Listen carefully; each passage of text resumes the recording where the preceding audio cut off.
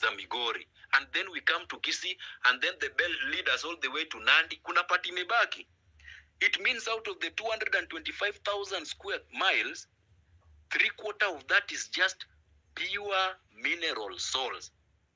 Na huko kwa ile history books, wanatuambia sijui kuna sijui soda ash sijui wapi. That is the kind of a country we have. That is the kind of a country we have. And now that brings us back to the West Pokot banditry. The West Pokot banditry is a looting machine in our national reserves. Let me talk about uranium. There is something called U-235. U-235 is 0.72% of natural uranium. This one is normally used to fuel, is normally used as fuel for nuclear power plants and nuclear reactors zenye zina run naval ships. So I think you know how much this thing is very important. It is mostly found in rocky places. Uranium mostly found in rocky places. Now, there is a place in Pokot inajulikana kama Nasolot National Reserve. Imagine this is a national reserve. It is stupendously rich in uranium. The Nasolot National Reserve ilikuwa established in 1979. Haikuwa ina exist. Imagine this place never existed. It was just established. Yes. Sakal, I want you to also touch on what the whole conservation bullshit has all been about.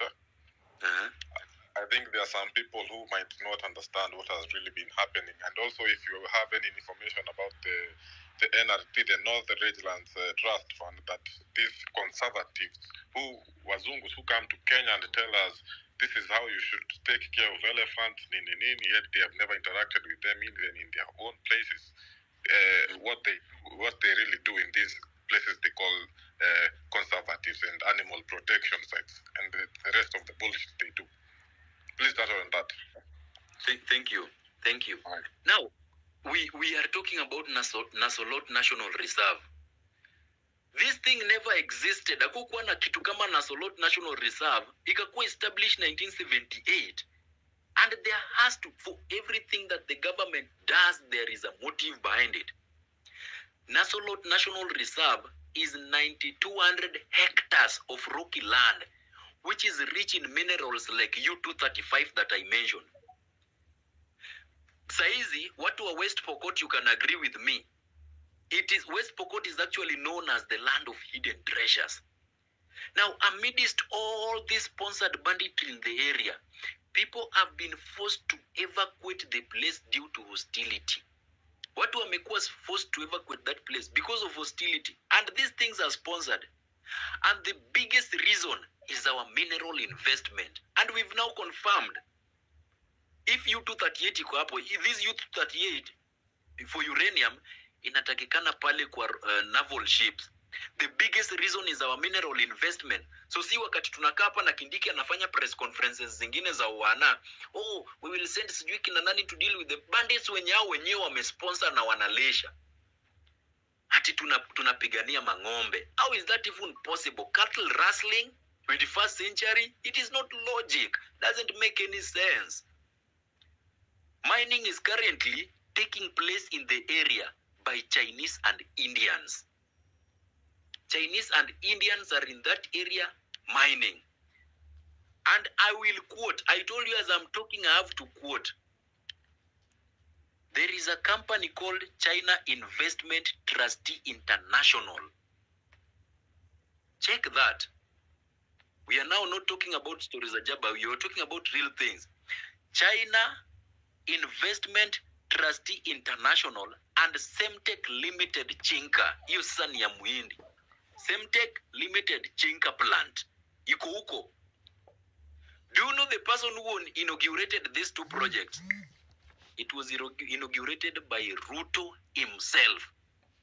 They were officially inaugurated by the president. They are the ones who runs the shot at the expense of the people in that area. Na juzi, muliona watu wa West Pokot walikubali ile mradi yenye ilikuwa imeenda huko ya mashamba. I don't know, it is Nation Africa that talked about it. Our national reserves, most of them don't exist.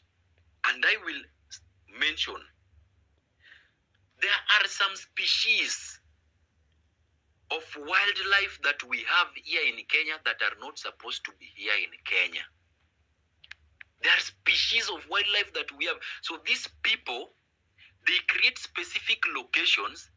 After creating these specific locations, wanaweka some specific type of animals hapo.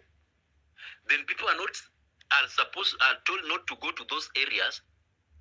Kumbe these places are being mined, and I want you to check. There is a certain type of antelope called the Indian muntjac. Kuna certain type of antelope inaitwa Indian muntjac. This Indian muntjac, it's a very nice antelope. It is only found in Asia. Indian muntjac is a species of antelope that is not supposed to be found anywhere near Africa. Mark, you know that Indian muntjac is here in Kenya, in the coastal area. Ilikuja kufanya nini huku? Ilikuja kufanya nini huku? It is here in Kenya, in the coastal. What is this thing? Unataka kuniambia iliogelea kutoka Asia mpaka hapa? These things are being brought here. And there is another one that is being... So ukienda in a certain national reserve, wamezimix. Sasa ukiangalia Indian muntjac, inafanana na certain antelope of ours, inaitwa sable antelope. Kuna vile zinaanza kufanana. So people cannot easily notice. So wamechanganya Indian muntjac and the sable antelope pamoja. So people cannot easily notice. Wamezijaza hapo. And at night they are mining our mineral salts. Sasa sisi tunashangaa. White tourists wanakuja hapa Kenya. They are coming to Kenya. Na hawataki kutoka. Kumbe hawa ni CIA officials. Wamejaza hapa. They are collecting data on each and everything about our mineral salts. Our Toki, somebody came here in 2022 as a tourist. Kwani ana kwao. The person is still here. I am going to share on my TL. I don't know if this is okay, but I'm going to share on my TL some tourists who've been here for that long. Hawajawai kanyaga airport tangu watoke hapa for that long. CIA officials wamejaa hapo in the name of tourists, wanachunga vile hivi vitu zinatoka zinafika kwa airport, zinaenda, zinafika kwa airport, zinaenda. Wanazima light kwa airport, ati sijui stima inapotea. Airport ya Kenya, Pride of Africa, JKIA, ati stima inapotea. It is not logic, it doesn't make any sense. Nyinyi mnaona kama UK Pride of Africa. Murkomen wanaenda pale wanafanya vitu zao, wana stage manage ati airport ina leak. Kumbe airport doesn't leak. They are stage managing things so that a report ikuwe made that kuna issue imefanyika hapa. They want to lease our airport to an organization outside there. Wanataka kulisi airport yetu. Mliona Adani wameweka pale 30 million they want to lease our airport. Ati airport ina leak. Kumbe it is a lie. There is nothing like that. Wanazima usiku, mineral salts zinawekwa kwa briefcase. Haipiti 10 kg. Juu ikipita 10 kg huwezi pita nayo pale kwa line ita nini. So wako wengi, CIA officials wako wengi, briefcase. Ukikuja pale kwa airport wanasukuma vitu na mavest. Kumbe wanasukuma mineral salts na zingine zinapita through Indian Ocean, zinatoka nje. These are the kind of government officials that we have. So uncertain.